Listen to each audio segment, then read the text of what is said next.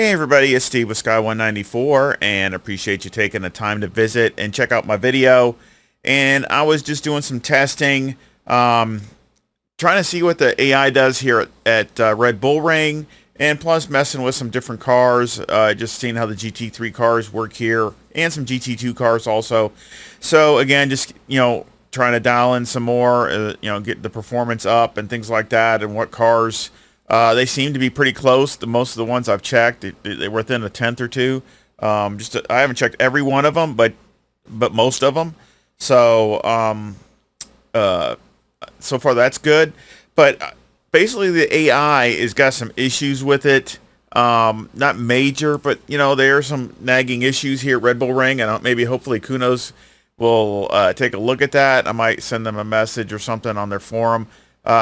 If they don't see this, but I mean, it's definitely some little things going on here. So again, I'll go over, just show some highlights of this race. Of course, the AI is at 100%, 100% across the board, and it's hot. It's like 24, 25 degrees and 34 degrees on the track, so it's a little warm, not hot, but a little warm. And it's just a short little 15-minute sprint race, but I, basically just testing the car and also wanting to test and see what the AI does. And we're gonna go, like I said, go over some things that I kind of question and kind of messed up a little bit. The AI kind of messes up a little bit, so something that you should be aware of if you're doing any single-player races. So let's go with the start. I'm starting 6th. I'm Vanthor in the Manti Racing Porsche. I'm right there. Now, first thing you can see is they have issues with these curbs here. The first corner and the one down the end of the straightaway, they always run over, turn it in early, and bounce over this thing sometimes if they're fighting for position. And so you'll get into some wrecks here, so you got to be careful of that. You can see these guys, they bang into each other. See if we can get another different view here. Get rid of the HUD. See, bangs. Luckily they saved it, but it just caused a mayhem at the front. And you can see the traffic jam up here.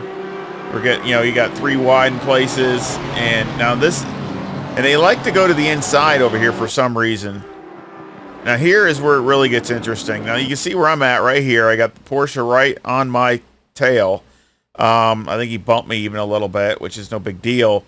And it seems like the AMGs are even more aggressive than the other cars. It seems like, I don't know why, or I don't know why they would be different than the other AI cars, but it just seemed like every time there's a wreck, it seems like one of them gets involved. So we're going to go here. And you can see right here, he's going to get tagged from the rear.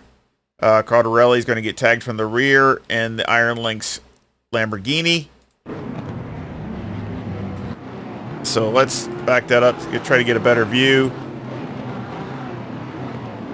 You can see, somehow I got, sorry about that. Somehow I got switched to the drivers. You can see where they got hit right here. So he tags him, and that happens here a lot. So again, single player beware. If you're racing the AI, maybe if it's turned down on the aggressiveness, maybe they won't. But it seems like, again, they have. It's always an AMG. I had a couple other races I did, and I got turned around by an AMG. So I don't know what it is with the AMGs, but so anyway, what I did is I just went around the outside. I think it's Druid. Was already up ahead. He's super fast. The AI is super fast, at least the front guys. But anyway, I basically just went around the outside. Just be prepared to do some evasive action. And so you had a little bit of a jam up there, but they got going again. So those are the first 2 corners that seem like they're just problem corners for the AI. Sometimes they save it, sometimes they don't, and even down at that corner, there's another problem down at that corner. So you see I moved up to 2nd place. And what we're going to do is, it had a problem with scoring. It showed Caldarelli leading the race for like 2 or 3 laps. And actually, you'll see here, I'm going to show it here in a second, it starts wanting to blue flag me.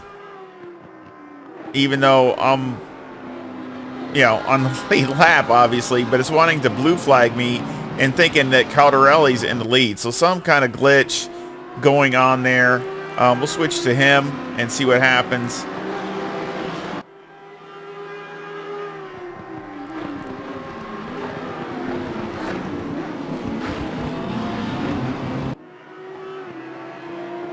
Again, they always will go way over here to the right of the track for some reason. You know, it seems like where it's, and then turn there at the end. It's okay, but you know, he's really fast too. You see how aggressive the AMG is going into the corners.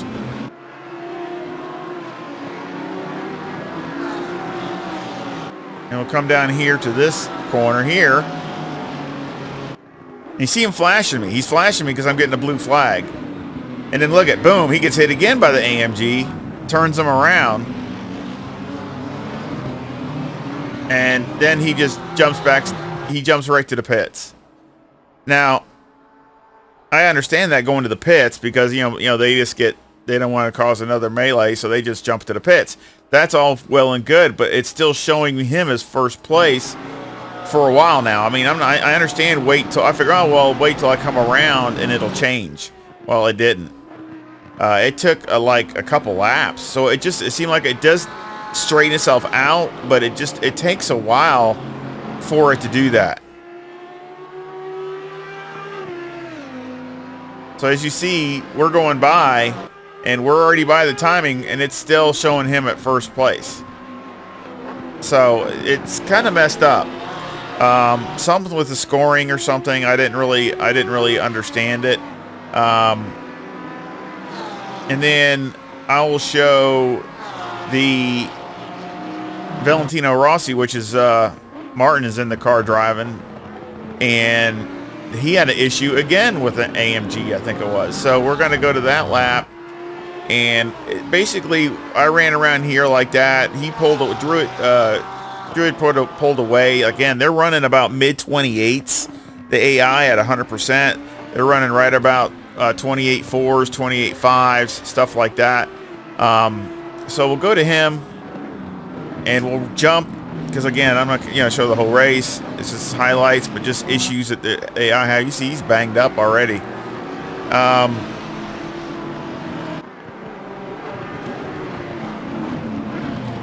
You see, now look at this. Boom.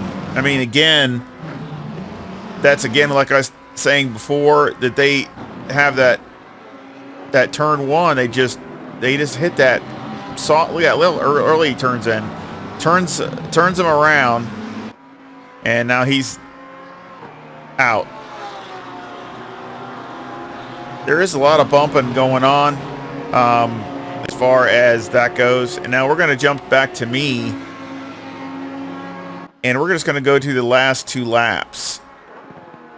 Now, this Ferrari's catching me. And the Audi are both catching me. So we're going to go to 2 laps. You can see he's running like low 29s. Now, the Rossi just pulled, not Rossi, but Martin just pulled out. Now, you see they stop here. I don't understand. They stop because of blue flag, and I mean, I don't understand why you would stop on the, right on the track. But anyway, that's something that I think that doesn't really be for real there. So again, it's kind of an issue.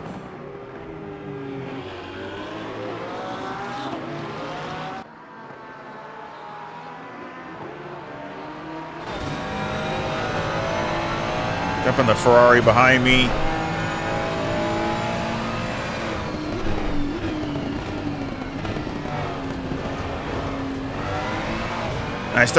I ran my fastest laps these last 2 laps, so I like that because it shows the car was holding its pace.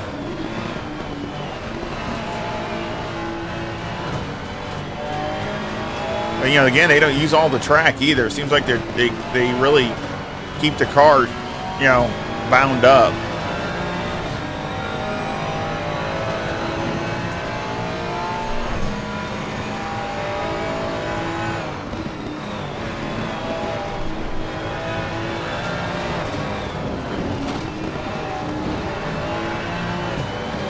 he's got to where he's right up on me now.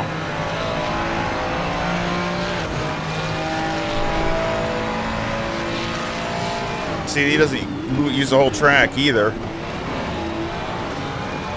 Still did good in turn 1 though, but he's running higher 29s. That's what I was running.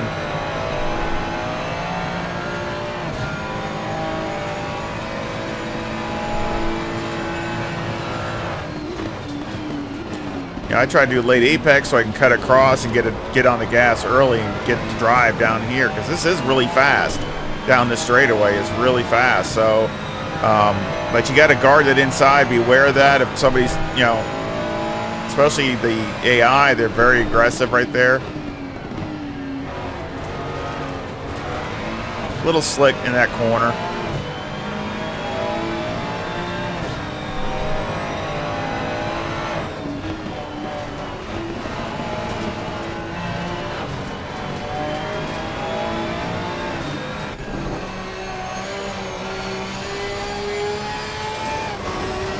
Back on board with me.